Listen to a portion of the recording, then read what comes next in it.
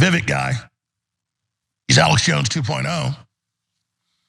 And what did he say? He said, we're at a 1776 moment. We're in the spring of 1776. What comes next? July 4th. The war. We're in the war. And he said the dam is breaking. The question is, who directs it? Oof, I don't know how Vivek Ramaswamy feels about that endorsement from Alex Jones or being labeled Alex Jones 2.0, but it happened. And we should get into the reasons why. Now, Jones cites this moment from Ramaswamy's recent interview with Tucker Carlson as he explains why he believes that Ramaswamy is Alex Jones 2.0. Let's watch. Do you get the sense as you travel the country, talk to people, speak, that we're on it feels like we're on the cusp of chaos? I think we're on the cusp of something. I'd like to think of it as a revolution in a positive sense of that word. I think that, I try to be an optimist at times. Do you feel like this is? Oh, there's something going on. I mean, I think we're like in a 1775, spring of 1776 moment in this country, actually. I think that people are hungry. Now, the form I want to see it play out in is reviving those shared ideals that unite us, that set the nation into motion in 1776, that I think are innate to our nature as human beings, as Americans. So he didn't really elaborate on what that means, right? Like, what does it mean to revive us? But he did shed some light on this in a different conversation and a different speech at the Nixon Library. So I want to share that clip with you and then we'll discuss.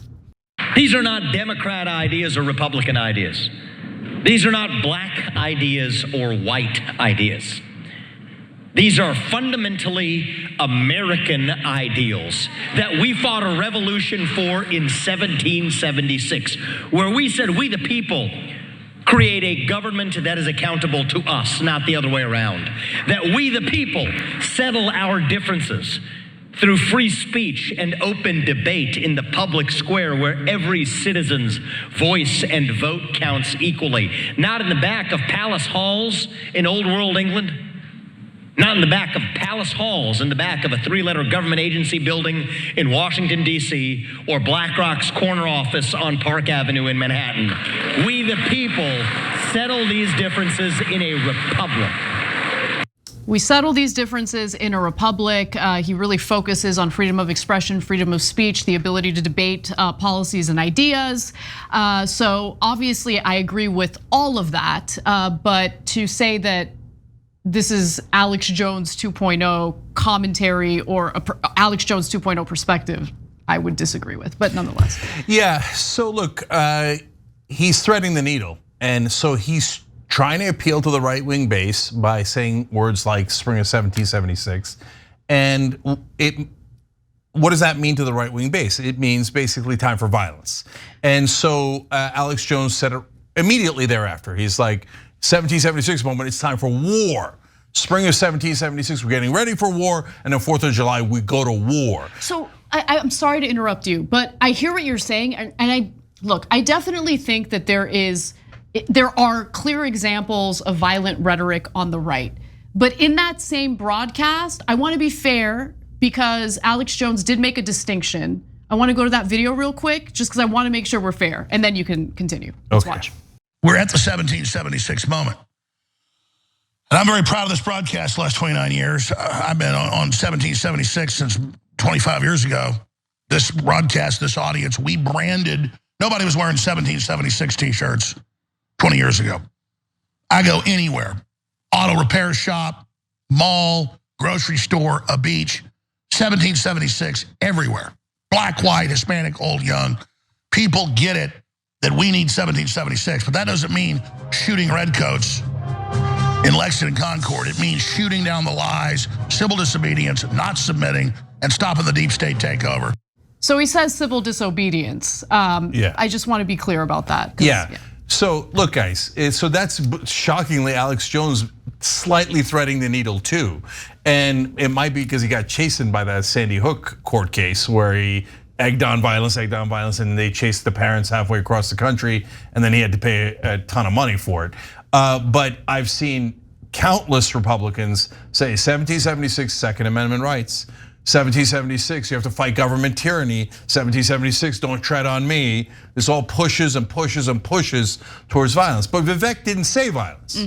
And because he's smart and he's threading the needle. And if you said to him on CNN or somewhere else, 1776, are you saying violence? He'll say, I got you. I never said violence. I never said violence. In fact, I said when I was talking to him that it was political and I hope we don't get there, etc. But I said 1776 28 times until Alex Jones's fans thought I meant war.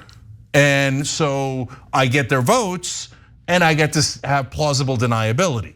So he does that all the time. And if you notice him, like this guy's, he's a careerist, okay? And I can relate. As a young immigrant, you're told, get ahead, get ahead, get ahead. And I see it in him so much. So he's copying the style of Obama and the rhetoric and substance of Trump. And you see him in the speech, he almost talks like Obama, but he says Trumpian things. And look at the hypocrisy there. He's like, he does the line against BlackRock, and I love that his right-wing audience cheers that line. They cheer that line more than any other line, right? About how BlackRock and other financial companies are ruining this country, right? You know where he worked?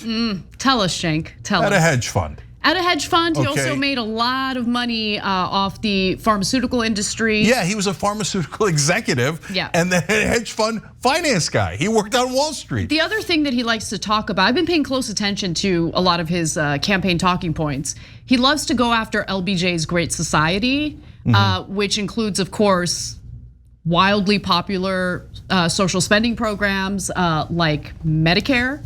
So, he likes to co-opt the economic populist lingo, but if you listen closely and if you look at his history and how he's made so much money, he's not against that system at all, right? Yeah, so look, he's a more sophisticated con man than Donald Trump is. Definitely, I agree. So he has the rhetoric, he knows where to draw the line so he can have plausible deniability, etc. He's got the charisma, I think. He has a little bit of charisma too, and so he's an interesting guy. But at the same time, that's not the only reason why Alex Jones is saying he's Alex Jones 2.0, because he keeps, in order to get those right-wing voters, you have to get really close to crazy, right? So he says on 9/11, same exact plausible deniability trick, where he's like, well, 9/11, I don't know how many federal agents are on the plane. I don't know, but I didn't say they were on the plane. I didn't say there was a conspiracy, but I said that we don't know enough about 9/11, we didn't get the whole truth. Well, that's true, we didn't get the whole truth about 9/11. There are a couple of things that you could point out for sure, right? But it makes it seem like he agrees with the Alex Jones crowd. Right. When they hear him questioning 9/11, they're like, that's our guy. That's our guy. And then he goes, well, I didn't say that it was a conspiracy. I didn't say it. Let me actually give you the excerpt from his interview with The Atlantic having to do with this in particular, because I want you to have the exact details. This is what he said. I think it is legitimate to say how many federal agents were on the planes that hit the Twin Towers. Maybe the answer is 0. There he goes. I didn't say it, but I said maybe the answer is 0. It probably is 0 for all I know, right? For all he knows. He's just asking questions. He's just asking questions. This is the Fox News model.